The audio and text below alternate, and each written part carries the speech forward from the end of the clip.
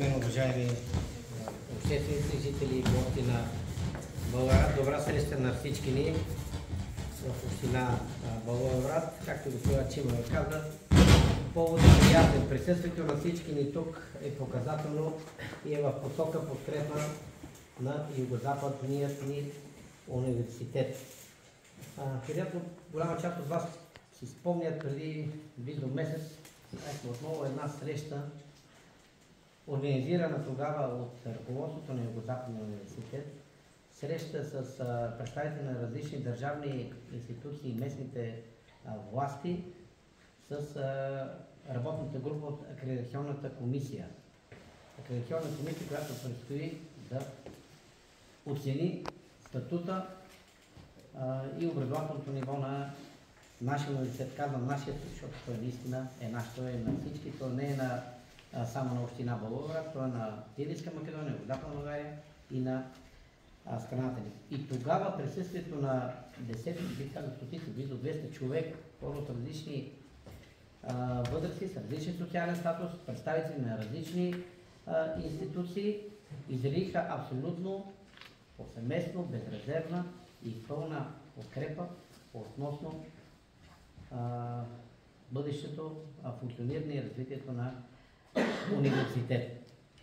Изпазвайки протокола тогава, вероятно по академични причини, самата комисия, поне моето мнение бе такова, наистина усети, че университета е не само желателен, но той е изключително потребен за целия ни регион, защото всъщност се е превърнал като емблема на висшето академично образование с изключително голямо значение не само за нашия регион, разбира се. И статистиката го показва. Това някои от кметовете, а и други представителите на други институции даваха и статистика. Каква част от администрациите и съответно служителите са завършили университета, имат своите знания, умения, експертиза и чрез тях, получени тук в Югозападния университет, продължава да се развива всеки в своята сфера. И нашето присъствие тук отново е за потвърдиме тази наша и чисто човешка, морална, но най-вече и институционална подкрепа за Югозападният университет. Не съм запознат в детайли с нападките или как да го нарека и зловредните внушения на част, може би, от служители, преподаватели в университета или някакви други външни фактори.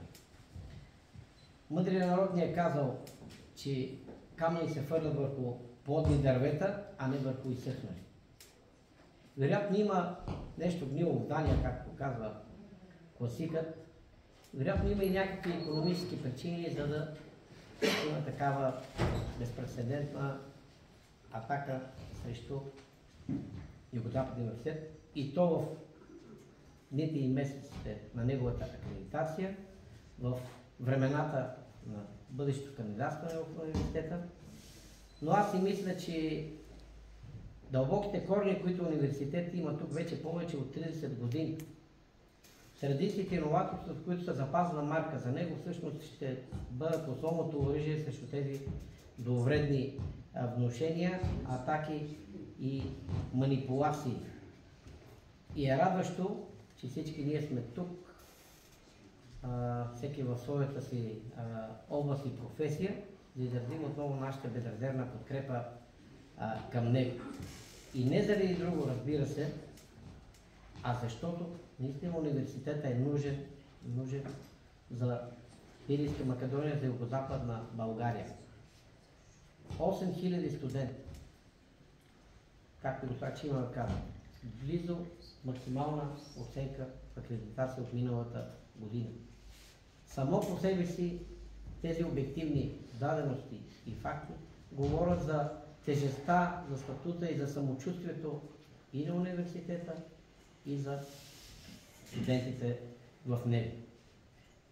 Тук сме, за да направим така, че не само да се храним университета, не само чрез нашата подкрепа той да продължи да се развива, а чрез това да развиваме целият ни регион, защото спомням си доктор и господин моят колега от Гоци Делчев при месец на предишното сбирка каза, че това е люпилнята на кадри на всички нас. И в образователната сфера, в социалната, в административната, в каквато се сети. Защото без него наистина образователната сфера в нашия регион буквално ще осиротее, а не бива. А ако някой търси слабости и пропуски в работа на детета, вероятно има и такава. А нима в нашата работа няма. Нима ние не грешим. Ако има някъде нарушения, не дай се Боже престъпление, има контролни органи, нека да проверят. Тази целенасочена кампания срещу университета, тя всъщност вреди на всички. Има един прекрасен ректор, който беше избран преди 3 месеца. Дори нямаше 100 дни толеранс, в който някой от не знае по каква причина тръгна на конфронтация. Никой не печели от това. По-скоро губим всички. И нашето присъствие тук всъщност за пореден път е показателно, че трябва всички заедно в една посока, ръка за ръка, да направим всичко възможно, да помогнем на университета в този нелек момент, за да може така както ние днес помагаме, утрешния ден, а той чрез своите кадри да продължи да бъде в полза на общините, на региона, на институциите и на всички нас. Тук сме не за да направим така, че да продължим да осигуряваме работа на учители, на преподаватели в университета, макар че те не са никак малко и това не е никак маловажно. Но чрез тях и чрез академичния процес, който е в университет, с прекрасните материални бази, които има. Аз се спомням, не съм възпитаник на него, но се спомням преди 30 години, като се казваше на педагогическия институт тогава. Това друго беше. Софийски университет. Сега вече е коренно различно. Западен университет има своята академична тежест с национално значение, би казал сме международно, защото стотици студенти от съседни нам страни се обучават в него.